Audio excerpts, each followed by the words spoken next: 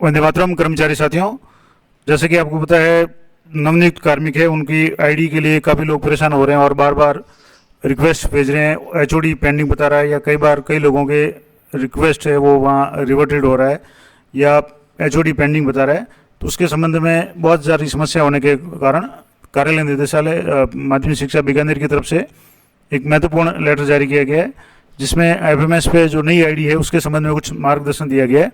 और अगर ये सभी मार्गदर्शन की बातें अगर आप पालना करेंगे तो मुझे लगता है आपकी जो भी आईडी है बहुत जल्दी बन जाएगी, उसमें समस्या नहीं आएगी। हालांकि मैंने भी अभी 2-3 दिन में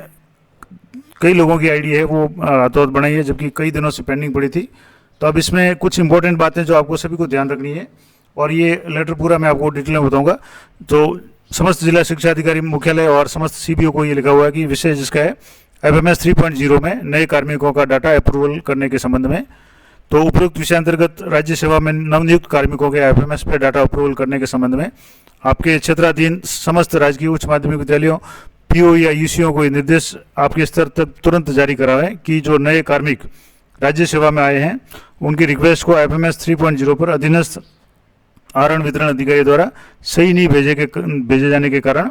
निदेशालय द्वारा विभाग स्तर पर अप्रूव करने में निम्न कठिनाई आ रही है। यानी बार बार रिक्वेस्ट भेजे जा रहे हैं और जैसे जैसे वहाँ से पेंडिंग बता रहा है और भी लोग रिक्वेस्ट भेज रहे हैं, तो इसके संबंध में कुछ विशेष दिशा निर्देश जारी किए गए। तो एक बार आप सारे ये निर्देश पालन कर लें, उसके बाद इसी के अनुरूप अगर आप रिक्वेस्ट भेजेंगे तो मुझे लगता है बहुत जल्दी आपकी जो आईडी है वो बन जाएगी। तो एक तो जो इंपॉर्टेंट बातें इसमें बताएगी, मैं आपको एक एक पॉइंट बता रहा हूँ कि अधिकतर डीडीओ के द्वारा बार बार नए कार्मिक की एम्प्लॉय आईडी को रिक्वेस्ट जनरेट की जा रही है। यानी आज रिक्वेस्ट किया,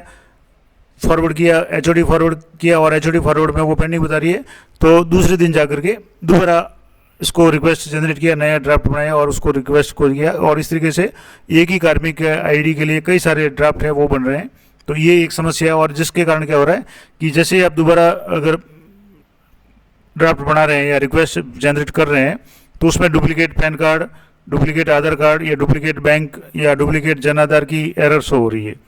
और ये बार बार सबमिट की गई रिक्वेस्ट को अप्रूव नहीं किया जा सकता, उन्हें रिजेक्ट ही करना पड़ता है। और इस कारण से बार बार जब जो भी रिक्वेस्ट भेजी जा रही है उसको वहाँ से जो एचओडी लेवल से रिजेक्ट किया जा रहा है। कई मैंने भी 1-2 केस देखे हैं जिसमें रिक्वेस्ट भेज रहे हैं और तुरंत 10-15 मिनट के बाद में वो रिवर्ट हो रही है या रिजेक्ट हो रही है। अतः आहरण वितरण अधिकारी बार बार रिक्वेस्ट जनरेट नहीं करें। पहली बात तो अगर आपने सिस्टमेटिक रिक्वेस्ट जनरेट कर दी है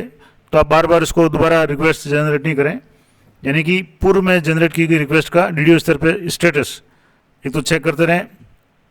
और कार्मिकों की आईडी चेक करें, क्योंकि अधिकांश जो भी कार्मिक है उनकी एम्प्लॉय आईडी जारी हो चुकी है। अब मान लो कई बार क्या होता है, अपने पता नहीं होता कार्मिक की आईडी जारी हो चुकी है, अपन ध्यान रखते नहीं और उसके बाद में बार बार रिक्वेस्ट भेज रहे हैं और जो कोई पेंडिंग रिक्वेस्ट है वो वहाँ पेंडिंग ही शो हो रहा है और लगता है कि आईडी अभी तक जनरेट नहीं हुई, लेकिन कई बार जनरेट हो चुकी होती है। तो पहले आप जितने भी आपने रिक्वेस्ट वगैरह भेजे उन सब का चेक करें, और आपकी खास करके जैसे डीडीओ में जाकर के आप जो भी ग्रुप एलोकेशन है उसमें जाकर के चेक करें कि कहीं आपके उस कार्मिक का नाम या उसके नाम की आईडी जारी तो नहीं हो चुकी। बार बार रिक्वेस्ट भेजने से पूर्व की सभी रिक्वेस्ट निरस्त करने के बाद ही नई आईडी एक्टिव रिक्वेस्ट है वो अप्रूव हो सकती है। अब जितनी भी आपने रिक्वेस्ट भेजी है वो वहाँ पहुँच रही है, और जो अगर गलत रिक्वेस्ट आ रही है तो बार बार उसको निरस्त किया जा रहा है, यानी उसको कैंसिल किया जा रहा है। उसके बाद में रिक्वेस्ट है वो अप्रूव की जा सकती है। इससे अनावश्यक कार्य बढ़ने के साथ ही कार्मिक की आईडी अप्रूव हो पाती है, यानी बहुत ज़्यादा लंबा प्रोसेस हो जाता है और अप्रूव नहीं हो पाती है। तो ये सबसे बड़ी समस्या हो रही है।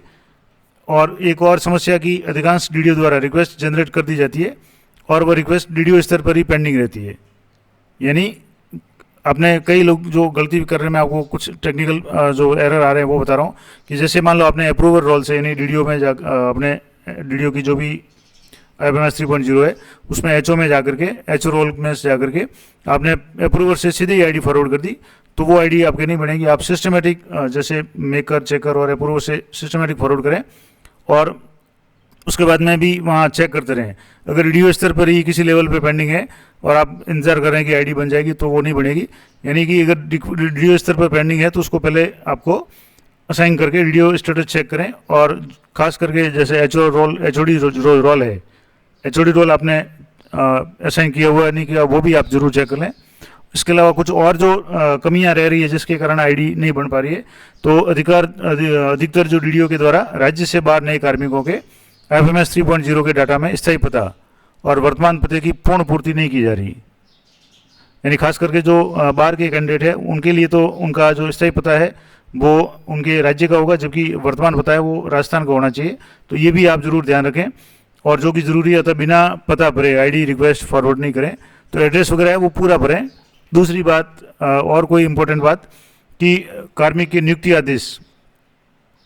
जो भी ज्वाइनिंग जो आदेश, जैसे वरिष्ठ अध्यापक है तो ज्वाइंट डायरेक्टर का, तृतीय श्रेणी है तो डीओ का, या अगर व्याख्याता है तो डायरेक्टर साहब का जो भी आदेश है, और उसकी कार्यकरण रिपोर्ट यानी जो ज्वाइनिंग रिपोर्ट है वो आवश्यक रूप से अपलोड की जाए। अब कई लोग सीधी नियुक्ति आदेश को कर रहे हैं, कार्यकरण नहीं कर रहे हैं, या एक आध आदेश ही कर रहे हैं, क्योंकि इसमें जो ऑप्शन है वो 2-3 दिए हुए हैं, लेकिन एक ही करने के बाद भी अगर आप उसको नेक्स्ट करेंगे तो नेक्स्ट हो जाएगा। तो लेकिन आपको जो जो आदेश दिए हुए हैं, अब जैसे इसमें 3 जो सेकंड पेज में जो आदेश है, नियुक्ति आदेश है, कार्यकरण आदेश जिसमें आपको कार्यकरण की एप्लीकेशन और कार्यकरण की रिपोर्ट, ये दोनों आप उसको संलग्न करें। और तीसरा जो है वो कन्फर्मेशन का, तो कन्फर्मेशन का आप छोड़ सकते हैं क्योंकि स्थायीकरण तो अभी हुआ नहीं, लेकिन ये दो आदेश है, इनको आप कार्यकरण और कार्यकरण एप्लीकेशन, ये दोनों को एक ही PDF में आप अपलोड कर लें, तो ये जरूर करें। इसके अलावा जो और भी ज़्यादा सबसे बड़ी जो कमी है और कई लोगों की समस्या आ रही है कि वो अलग अलग फॉर्मेट में है वो अपनी दस्तावेज है वो अपलोड कर रहे हैं। जैसे मान लो फोटो है वो तो JPG में ही हो रहा है, उसके अलावा दूसरे JPG में या अन्य फॉर्मेट में वो ले नहीं रहा है। लेकिन आगे जैसे आप डेट ऑफ बर्थ के लिए 10वीं की मार्कलिस्ट लगा रहे हैं, आधार कार्ड लगा रहे हैं, तो कई जगह उसकी PDF लगा रहे हैं, कई जगह उसकी JPG या इमेज फॉर्मेट लगा रहे हैं। तो ये भी आप ध्यान रखें कि नए कार्मिक की रिक्वेस्ट में लगे जाने वाले दस्तावेज में PDF फाइल के रूप में ही सबमिट करें। यानी जो भी दस्तावेज है फोटो के अलावा, फोटो और जॉइंट फोटो, यानी विवाहित होने की स्थिति में जॉइंट फोटो वो JPG में ही लेगा, और इसके अलावा जो दूसरा है फोटो कार्मिक का वो JPEG में यानी इमेज फॉर्मेट में। बाकी 10वीं की मार्कलिस्ट है, आधार कार्ड है, पैन कार्ड है, ज्वाइनिंग लेटर है, एप्लीकेशन ज्वाइनिंग की कार्यकरण की सूचना है, कार्यकरण की रिपोर्ट है, एप्लीकेशन वगैरह, ये सारे जो भी बैंक डायरी की फोटोकॉपी जो भी है उसकी भी सारी आप PDF बनाएं और PDF ही अपलोड करें। और फाइल का नाम अनावश्यक रूप से लंबा नहीं करें। यानी जैसे आप कोई भी डॉक्यूमेंट सबमिट करते हैं तो डॉक्यूमेंट टाइप सेलेक्ट करके उसके बाद में फाइल का नाम जो पूछ रहा है तो फाइल का नाम है आप बहुत शॉर्ट में रखें, अनावश्यक लंबा नहीं रखें। और एक इंपॉर्टेंट बात की अपॉइंटमेंट ऑर्डर और अन्य आदेश है वो स्पष्ट स्कैन करके ही अपलोड करें। जो नियुक्ति आदेश है उसकी स्पष्ट रूप से PDF बनाएं, और अन्य जो भी आदेश है खास करके कार्यकरण आदेश वगैरह है या जो भी 10वीं 12वीं की मार्कलिस्ट है, पैन कार्ड वगैरह है, वो सारे एकदम क्लियर करके आप फोटो भेजें या अपलोड करें और PDF में ही अपलोड करें फोटो के अलावा, ये जरूर ध्यान रखें। और उसके अलावा कार्मिक का ग्रेड पे आवश्यक रूप से ध्यान रखा जाए, जैसे मान लो L11 है, L12 है, L10 है, जो भी है, उसके अलावा 7th पे है कितना बेसिक होगा, ये सारी चीज़ें आप एक बार अच्छी तरह से इन बातों को गौर करके आप रिक्वेस्ट भेजें। और आगे लिखा हुआ है कि उपयुक्त पूर्ति के पश्चात ही डाटा फॉरवर्ड करें, यानी ये सारी चीज़ें आप ध्यान रखें, अच्छी तरह से इनको एक बार गौर कर लें, 2 बार इनको पढ़ लें, और बार बार डाटा फॉरवर्ड करके सिस्टम का मिसयूज नहीं करें। यानी फॉरवर्ड तो आप दिन में 10 बार करेंगे तो भी ये हो जाएगा, लेकिन ये सिस्टम से इसमें लोड बढ़ जाता है और इस कारण से डाटा एक बार फॉरवर्ड करने पर कम से कम 2 दिवस का इंतजार करें। मान लो आपने डाटा फॉरवर्ड कर दिया और HOD पेंडिंग आ रहा है, सारा काम आपने सिस्टमेटिक किया है और उसके बाद HOD फॉरवर्ड आ रहा है या HOD पेंडिंग आ रहा है, तो आपको 1 या 2 दिन इंतजार करना पड़ेगा। और लगभग अगर आपने सही तरीके से जो भेजा है रिक्वेस्ट, तो आपके मैंने 2-3 जो आईडी अभी बनाई है 1-2 दिन में, उनमें 10 मिनट या 15 मिनट के अंदर अंदर आईडी जनरेट होकर के आपके सामने आ रही है। खास करके जो वर्किंग आवर में, अगर आप रात को भेजेंगे तो वो अलग बात है, बाकी सामान्य रूप से ये है कि अगर आप सिस्टमेटिक तरीके से अगर सारे इन ऊपर के निर्देशों की अगर पालना करके आप भेजेंगे तो आपके बहुत ही कम समय, यानी 10-15 मिनट में, 20 मिनट में भी आईडी बन करके शो हो रही है। निदेशालय द्वारा स्वतः ही प्रसंज्ञान लेकर FMS 3 पर डाटा अप्रूवल का कार्य किया जा रहा है। यानी इसमें निदेशालय स्तर से कोई भी कमी नहीं है, बहुत ही फास्ट काम हो रहा है। लेकिन इसके लिए जिनके भी पेंडिंग है वो ये सारी समस्याएं दूर करें, तभी इनका होगा। और इसके लिए अधिकारियों को बार बार मोबाइल या दूरभाष पर संपर्क करने की आवश्यकता नहीं है, ये कार्य विभाग द्वारा स्वतः ही तत्परता से किया जा रहा है। ये जो आदेश है या लेटर है ये डिजिटली साइन बाई संदेश धवन, यानी जो वित्तीय सलाहकार है, जो HOD भी हैं, और जो भी आईडी अपन भेज रहे हैं वो शिक्षा विभाग की जो भी आईडी है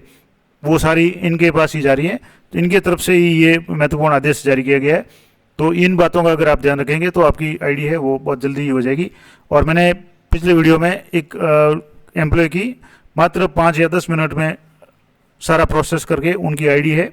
वो जनरेट करके आपको लाइव बताइए, तो अगर आपके भी इस तरह की कोई समस्या आ रही है तो मैंने उस वीडियो में पूरा ईमेल आईडी दी हुई है, उसमें आप संपर्क कर सकते हैं। और अगर यहाँ भी अगर चाहे तो मैं इसी वीडियो के डिस्क्रिप्शन में भी ईमेल आईडी दे दूंगा, तो वहाँ अगर आपकी कोई समस्या आ रही है तो आप अपनी जो भी समस्या है उसको ईमेल में कर सकते हैं। ज़रूरत होगी तो मैं आपको अपना मोबाइल नंबर दे दूंगा ताकि आप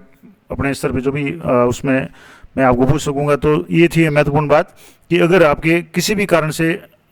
आईडी पेंडिंग आ रही है या रिक्वेस्ट डालने के बाद भी आईडी नहीं बन रही है, तो इन बातों को एक बार आप जरूर ध्यान रखें। और फिर भी अगर समस्या आए तो मैं इस वीडियो के डिस्क्रिप्शन में अपना ईमेल आईडी दे दूंगा, तो वहाँ आप जो भी अपनी समस्या है उसको आप भेजें। मैं कोशिश करूँगा आपकी पूरी सहायता करने की। तो मिलते हैं नेक्स्ट वीडियो में, तब तक जय हिंद, जय भारत।